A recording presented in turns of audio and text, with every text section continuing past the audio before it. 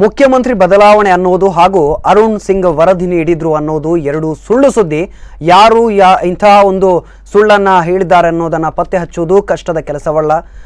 ಕಳ್ಳನ ಹೆಂಡತಿ ಯಾವತ್ತಿದ್ರು ಡ್ಯಾಶ್ ಎಂದು ಸಿಟಿ ರವಿ ಸುಳ್ಳು ಸುದ್ದಿ ಹಬ್ಬಿಸಿದವರ ವಿರುದ್ಧ ಕಿಡಿಕಾರಿದ್ದಾರೆ. ಚಿಕ್ಕಮಗಳೂರು ತಾಲೂಕಿನ ಭದ್ರಾ ನದಿ ಬಳಿ ಕೊರೋನಾದಿಂದ ಸತ್ತವರ ಅಸ್ಥಿ ವಿಸರ್ಜನೆ ಮಾಡಿದ ಬಳಿಕ ಮಾತನಾಡಿದ ಅವರು, ಉದ್ದೇಶಪೂರ್ವಕವಾಗೋ ಅಥವಾ ದುರುದ್ದೇಶಪೂರ್ವಕವಾಗೋ ಸುಳ್ಳು ಸುದ್ದಿಗಳನ್ನು ಹಬ್ಬಿಸುತ್ತಿದ್ದಾರೆ.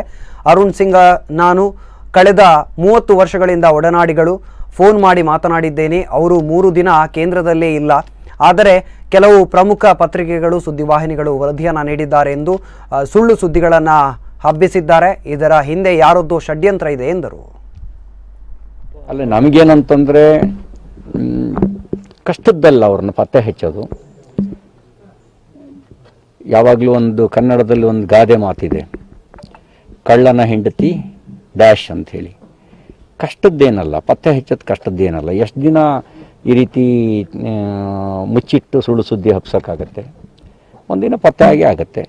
ಆದರೆ ಎಲ್ಲವನ್ನೂ ಗಮನಿಸ್ತಾ ಇರುತ್ತೆ ಪಾರ್ಟಿ. ಯಾವಾಗ ಏನು ಕ್ರಮ ತಗೊಳುತ್ತೆ. ಉದ್ದೇಶಪೂರ್ವಕವಾಗಿಯೋ ದುರುದ್ದೇಶಪೂರ್ವಕವಾಗಿಯೋ ಸುಳ್ಳು ಸುದ್ದಿಗಳನ್ನು ಹಬ್ಬಿಸ್ತಾ ಇದ್ದಾರೆ. ಅದರಲ್ಲಿ ಮುಖ್ಯಮಂತ್ರಿ ಬದಲಾವಣೆ ಅನ್ನೋದು ಒಂದು ಸುಳ್ಳು ಸುದ್ದಿಯಲ್ಲಿ, ಜೊತೆಗೆ ಅರುಣ್ ಸಿಂಗ್ ಅವರು ರಿಪೋರ್ಟ್ ಕೊಟ್ಟರು ಅನ್ನೋದು ಒಂದು ಸುಳ್ಳು ಸುದ್ದಿ. ಅರುಣ್ ಸಿಂಗ್ ಅವರು ನಾನು ಕಳೆದ 30 ವರ್ಷಗಳಿಂದ ಒಡನಾಡಿಗಳು.